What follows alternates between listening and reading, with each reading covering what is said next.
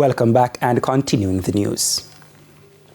After months of disruption, repairs to the Black River Hospital in St. Elizabeth is slated to be completed in the next 2 months. Scores of patients have been displaced due to the destruction caused by Hurricane Melissa. Yannick Williams has this primetime news follow-up.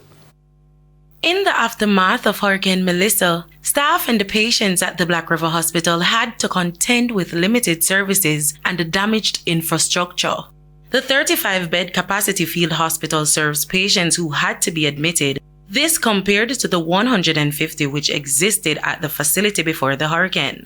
Work has been ongoing to get the hospital back to being fully operational. Regional Director for the Southern Regional Health Authority says already 60% of the repairs have been completed and overall the project should be finished by the end of May. So far in terms of the operating theatre, that is almost completed and should be back into operation by late this month to early next month. But the wards, as you can see, they are far advanced just for the decking to be completed. To be done now, they are working in interior and so we are hoping to be, we must be back in the facility before the beginning of the hurricane season starts in June.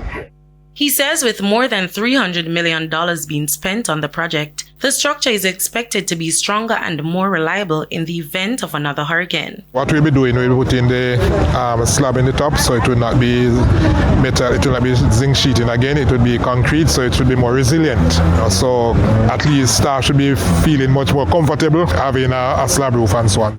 Former Custos for St. Elizabeth, Beryl Rochester, has also donated funds to assist with the repairs. When I look at the amount of work that needs to be done, it's perhaps a drop in the bucket, but it's a widow's mite, and I trust that the Lord will bless it so that it will grow under the management of the current St. Elizabeth health team.